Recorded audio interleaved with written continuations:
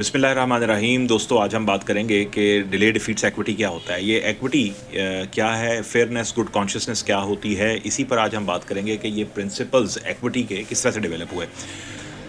Equity جو ہے وہ 15ویں صدی کے اندر, 16ویں صدی کے اندر انگلینڈ کے اندر جو کامن لا کورٹس کام کر رہی تھیں وہ پریسیڈنٹ بیسڈ فیصلے دیتی تھی. پرانے فیصلے ہوتے تھے, کوئی کوڈیفائڈ لا ہوتا نہیں تھا, پرانے فیصلوں کو فالو کیا جاتا تھا اور ان کی روشنی میں فیصلے دیے جاتے تھے. لوگوں کے نئے نئے مسئلے آنے لگے اور وہی پرانے فیصلے بنیاد بنے ان کے حل کی. اس سے نیچرلی جس کا رزلٹ یہ ہوا کہ لوگ ڈسسیٹسفائیڈ ہو گئے.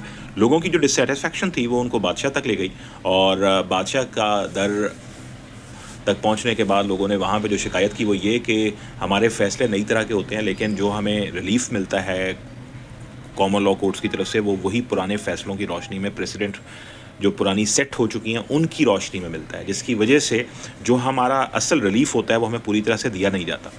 تو ایگزیکٹلی اسپیسیفک ریلیف وہی دینے کے لیے بادشاہ نے کیا کیا کہ اپنا ایک جو سب سے بڑا کورٹیئر تھا, درباری, جو لارڈ چانسلر جس کا نام تھا, اس کو متعین کیا اور کہا کہ ان کے معاملات کو تم سنا کرو. لارڈ چانسلر نے ان معاملات کو سننا شروع کیا, لیکن لارڈ چانسلر خود تو کوئی کورٹ تھا نہیں, نہ اس کے پاس وہ کورٹ کا سسٹم تھا, نہ وہ خود ایک کورٹ تھا, لیکن اس نے گڈ کانشیسنس اور فیئرنیس کی بنیاد پر فیصلے دینا شروع کر دیے. یعنی جو ان کو کامن لا کورٹ سے ریلیف ملتا نہیں تھا اس کمی کو سپلیمنٹ کر دیتا تھا, پورا کر دیتا تھا, جو وہ اس کو وہاں پہ مورلی ٹھیک لگتا تھا, کانشیسنس میں ٹھیک لگتا تھا اور جو اس کو لگتا تھا کہ فیئر ہے وہ کر دیا کرتا تھا. اس کی جو پریکٹس ہے کہ کامن لا کورٹ سے ایک فیصلہ ہونے کے بعد جو کمی رہ جائے اسے گڈ کانشیسنس یا فیئرنیس کی بنیاد کے اوپر ایڈریس کر دینا, یہی پریکٹس بعد میں آہستہ آہستہ اس نے کچھ اصولوں کے روپ دھار لیے. ان پرنسپلز کو, ان اصولوں کو پرنسپلز آف ایکوٹی کہا جاتا ہے. فیئرنیس کے وہ اصول, گڈ کانشیسنس کے وہ اصول جو کورٹ آف چانسری میں اپنائے گئے, انہی کو ایکوٹی کے پرنسپلز مان لیا گیا. اور پھر آہستہ آہستہ جب ان پرنسپلز کے بعد ایک لا انیکٹ ہوا 100-200 سال کے بعد, تو اسے ہم اسپیسیفک ریلیف ایکٹ کہتے ہیں. اب یہ جو گڈ کانشیسنس کے, فیئرنیس کے پرنسپلز ہیں جنہیں پرنسپلز آف ایکوٹی کہا جاتا ہے, انہی میں سے ایک پرنسپل ہے جسے ڈیلے ڈیفیٹس ایکوٹی کہتے ہیں. ڈیلے ڈیفیٹس ایکوٹی کیا ہوتا ہے کہ اگر آپ کورٹ آتے ہیں تو کورٹ آپ نے ایک مقررہ وقت کے اندر آنا ہے.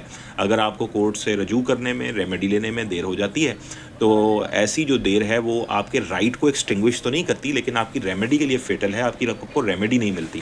اس کے لیے قانونی طور پہ لمیٹیشنز کا ایک پورا نظام ہمارے پاس آ گیا, جسے ہم لمیٹیشن ایکٹ کے نام سے آج جانتے ہیں کہ کوئی بھی ریمیڈی کورٹ سے لینے کے لیے ایک مقررہ وقت میں آپ نے کورٹ میں جانا ہے. نہیں جاتے تو آپ کا رائٹ تو ایکسٹنگوش نہیں ہوتا مگر ریمیڈی بارڈ ہو جاتی ہے. اور اس کی وجہ کیا ہے لمیٹیشن ایکٹ بنانے کی, کہ بھائی اگر آپ بہت دیر تک کورٹ سے ریمیڈی نہیں مانگیں گے اپنے کسی رانگ کی حوالے سے, تو تھرڈ پارٹی رائٹس نہ کریٹ ہو جائیں, اس سے پھر بہت مشکل ہو جائے گا, ملٹیپلسٹی آف پروسیڈنگس ہو جائیں گی. تو ایک ٹائم متعین کر دیا کہ اس ٹائم کے اندر آپ کورٹ سے رجوع کر لیں. البتہ لمیٹیشن آنے سے پہلے ہر ریمیڈی کی کہ بھئی یہ والا مقدمہ اتنی دیر میں, 6 مہینے میں, سال میں, 2 سال میں آپ دائر کر سکتے ہیں, اس طرح کی لمیٹیشنز آنے سے پہلے ایک اور کانسیپٹ تھا جسے لیچس کہا جاتا تھا. لیچس کا مطلب ہوتا تھا ان آرڈینیٹ ڈیلے, جس کو کورٹ اپنے ڈسکریشن کی بنیاد پہ خود سیٹل کرتی تھی, لیکن اس میں پک اینڈ چوز ہو جاتا تھا, فیورٹزم ہوتا تھا, کسی کو ریلیف دے دیا اور کسی کو نہ دیا. تو پھر لیچس جو ہے اس کی جگہ پہ جو لمیٹیشن ہے اس نے جگہ لے لی اور ایک قانونی تو نظام بن گیا کہ ریمیڈی جو ہے وہ مقررہ وقت کے اندر مانگی جائے, اس کے بعد نہیں. میں امید کرتا ہوں کہ اس ڈسکشن نے ڈیلے ڈیفیٹس ایکوٹی کے حوالے سے ضرور اور ایکوٹی کے حوالے سے آپ کو انلائٹن کیا ہوگا. کوئی آپ کا سوال ہو تو وہ آپ کمنٹ سیکشن میں کر سکتے ہیں. اپنا خیال رکھیے گا. السلام علیکم.